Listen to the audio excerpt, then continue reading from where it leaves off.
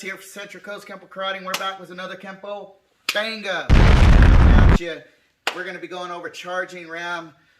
I had accidentally skipped that one, guys. Bruh. No one caught it though, but I guess I did. But I realized that I skipped charging ram. I went from evading the storm straight into parting wings. I skipped charging ram. Can't believe it.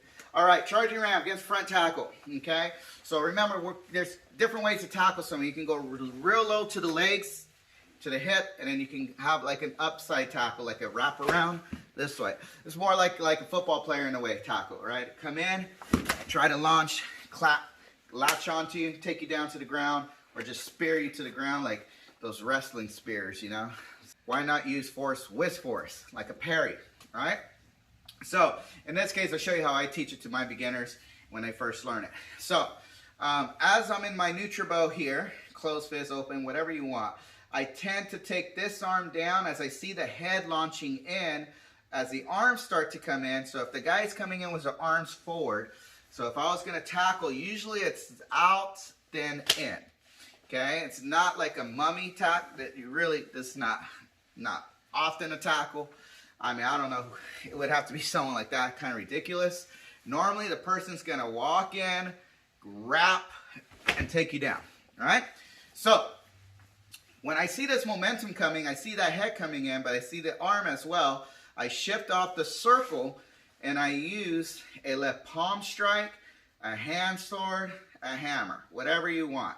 Okay? I usually stick it with a palm as a parry coming outward. So it's almost like a ripping strike, but a force with force strike. I take this hand here and do a hand sword or a check to the other arm, to the opposite. So I'm basically executing 5 swords. Okay, so what I'm basically doing, so I'm going from here. 1, 2, and I move up the circle, check this arm here, 1, and then rotate and drop the weight. And if I snap that chop to the back of the neck here, where that bone is, he's going to drop. I mean, if I hit that mastoid real good, I guarantee they're going to black out. That's pretty much going to happen, right? But the goal is, can it really be can you actually make it work on the street? Well, that's what we're talking about. We got to try to make that work. So, obviously, it's taking these and striking them here. So what you can do is, when you can play with it, is you can do a hand sword, such as shield and sword. So I'm going to relate a lot of the techniques to this technique. Shield and sword, 5 swords, checking the storm, buckling branch. Those are all together. You can even go as far as sword destruction, okay? Because you got to look at the basics. This here, so if I have this here, right there, and just shooting down, with sword destruction gave us this idea of dropping the weight and putting these mechanics together, okay? All right, 5 swords is telling us how to use this backhand as a hand sword with the bow stance, and this motion to finish off your inward sword, okay? Coming here, right? So if we take the 5 swords, 1, 2, and we drop, now we have the opponent either on their hands and knees, slightly bent forward, or the momentum is continuing. Let's say this wasn't strong enough, I got out of the way, but I kind of kept, the guy's momentum kept going. So I'm going to take my buckling branch situation, my snap, cross, and then my left round kick. Okay? So, basically checking the storm reversed. Alright, it's back leg, front leg. Checking the storm is front leg, back leg. Okay, in this technique, it's going to be front leg, back leg. It's actually like checking the storm, if you really think about it. 1, 2, checking the storm. Front leg, cross, back leg. It's the reverse of buckling branch. Show how we use our strikes from point of origin to execute the fitting strike right into the angle of incidence and dominate with angle of execution with that hand sword coming down.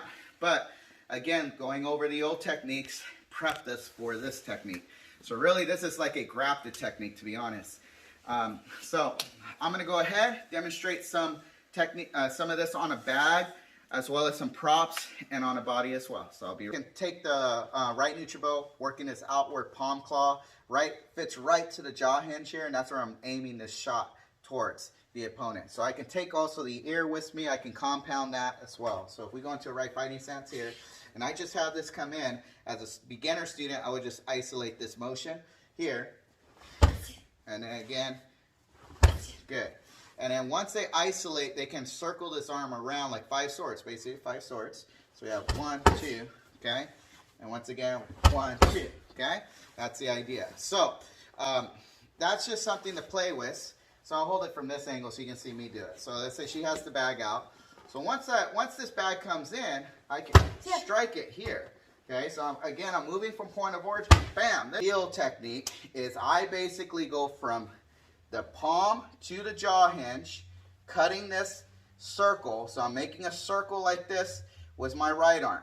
And on the plane, I'm taking the circle. So there's a circle on the ground and a circle here. Okay, so if we take the pattern of the universal, the circle's on the floor, and then we have our circle going this way.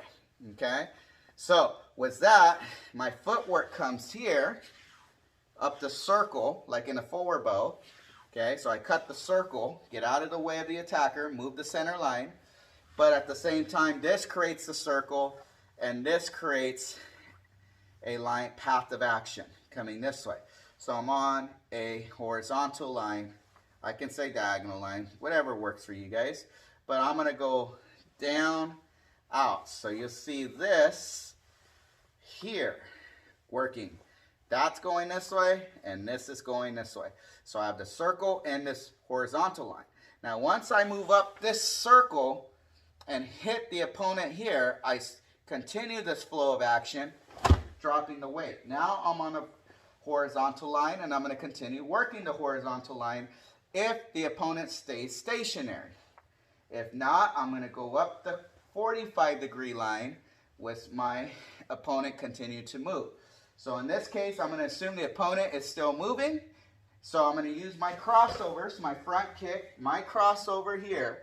So once I go from here, I'm going to twist my hips into the second shot, and hopefully that will work. I've seen chicken kicks, or I've seen a chicken kick idea, or like a snapping. I'm not downing anything. If it works for you guys, it works. It's just not my ideal. I like the cross stances in check, and I'm in an unwinding position. So if I couldn't do my left round kick, I can unwind with a knee strike here. Or if I needed to adjust out, I can adjust out this way, right? So my crossovers give me options. If I go from a front crossover here, I can step out and do a hammer strike. Or from this crossover, I can come up and lift. It just depends on the opponents. That's now going to what ifs. But keep in mind, I like the crossovers, and it ties in, like I said, with buckling branch and checking the storm.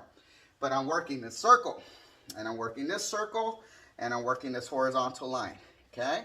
So, once again, we have 1, 2, and again, 1, 2, kick. If they're in this horizontal line, you might be able to go this way, straight up this line, if they're there. Or you can go off to the corner. It really depends if the opponent's motion is carrying on after the strike, or they're dead stopped in the center of the tracks. Okay? So, now, on a body, let me go ahead and just show you. So if I got Mrs. Perez, she's going to help me out here. So she's coming in with her, I'm in my stance. I see her coming in, I'm ready for her, tackle's approaching, 1. So I'm going to hit her here. In this case, since I'm taller, I'm going to hand sword here. If her head was up slightly, I'm going to push her head away from her arm. So she tried coming towards me. I have a bracing angle, and she's in a very uncomfortable position. So once I strike, wham, now I can hook her if I want to control her, and then this right here, right there.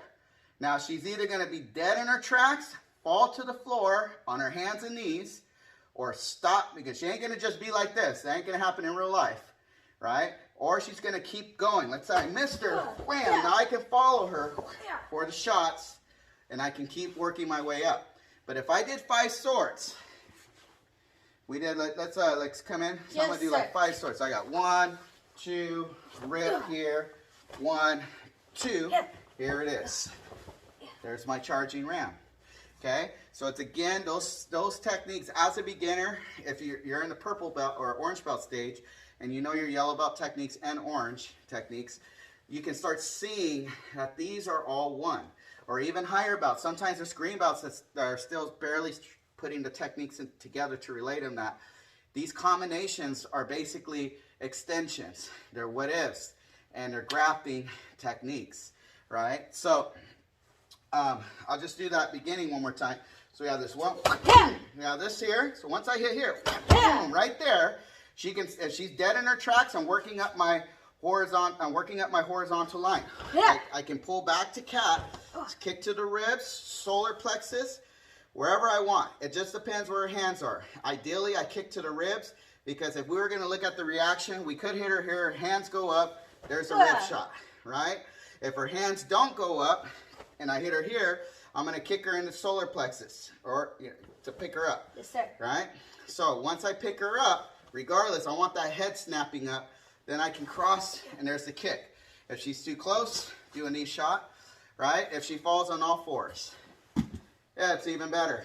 Kick the rib, cross out, and boom, that soccer kick that head out, right? Football kick, field goal, yeah. All right, so anyways, that's another way I've seen people teach it ideally. Going to the floor. You don't have to throw high kicks, because if this shot hits right perfectly to the back of the head, the whole nervous system's going to just collapse, shut down, okay? But if they're still somewhat, functioning, you can take advantage of a low snap kick and a round kick, or just a regular soccer kick coming straight up to the head. So there's some ideas. I'm only going to make one video for this, to be honest. I might make a part 2, but it won't be as long, because I want this video to kind of explain how it can go from beginner to advanced. If you're going to do advanced stuff, add in broken ram, add in intercepting the ram. Go from 5 swords to charging ram, blend those in. Go from charging ram into working what if they turned around? Now, let's talk about standing straight. So let's say she comes in and tries to tackle me. I can cut this way. I have my options depending on the environment, and use my bone and my forearm to drive right up her collarbone and try to bust it. Okay? I'm not going to stay in the center. We all know that. Don't do that. If I'm going here, I'm not going to go like that, because now I'm in the middle of her. I'm based low. So let's say she was coming in. I want to attack this side.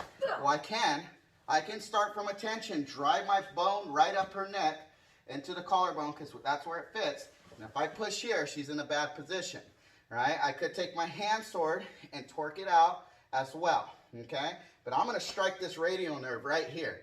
As soon as I strike that, right here, bam, I'm going to shoot that out, catch her here, okay? And I can finish my technique as well. So again, this is a really neat technique. There's many drills you can do with it. If you look at, they roll out of the way. I mean, if I've done this drill where if, for example, she was coming in with a tackle and I'm straight up, bam, I'm going to take advantage of moving up, taking shots. I'm going to change the shots. If she was coming real slow, if I was here and let's say I even did a back fist this way. I cut in back fist, come up, and then drop this round punch right to the jaw hinge. Wham! Right there. And then I can shoot a knee shot. I can short range my weapons. I can take long range weapons and short them to my mid range, like knee shots. I can do, instead of chops, I can do elbows. I maybe turn my chops into a fist, still keep my medium range, or throw an elbow. My arms are up here and I see her coming in. Boom, maybe I can clip this way. It might not work in time. It just depends where your point of origin is from. Maybe my hand was over here and she came in. Boom, and now I can elbow here. Okay, there's a short range weapon. She keeps trying to push in. Boom, that's when I can take my next elbow. My knee shot. There's my crossing talon. There's my portion of intercepting the ram. Right? The only thing I don't want her to do is adjust at that moment and then take advantage of that angle. Right?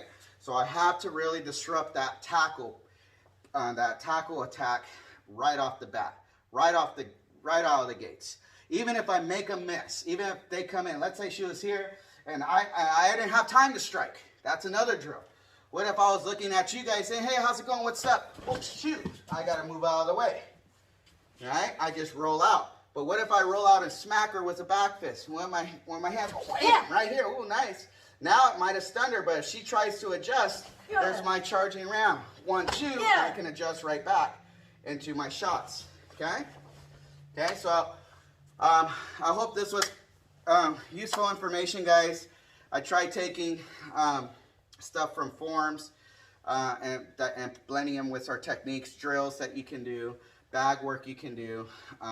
Stuff that kids love, to be honest, is they like to roll off your arms. You know, not roll into a tackle, but tell you how many people roll into a tackle, you'll be surprised. We're supposed to roll away versus them rolling into it this way. So that's a fun drill you can apply. Obviously, we can go into the worst case scenario. What if they actually latched onto you? That idea. Right now, we're just talking about evading the tackle, following up with strikes. So if we're rotating in this motion of rotation, and I can shoot hammers, I can switch it. But like I said, ideally I start from the neutral. I go from the 5 swords ending here with the crossovers and take advantage with the buckling branch and checking the storm ideas that we were taught from the lower belt system. So thank you again. We talked about some patterns. Circle pattern here, horizontal line here. And you know, there's many other patterns I probably didn't even mention, but there's so much time I only can put on a video and don't want to wear you guys out with too much information. That leaves you guys to leave your feedback so I can get information from you guys. All right, thank you all.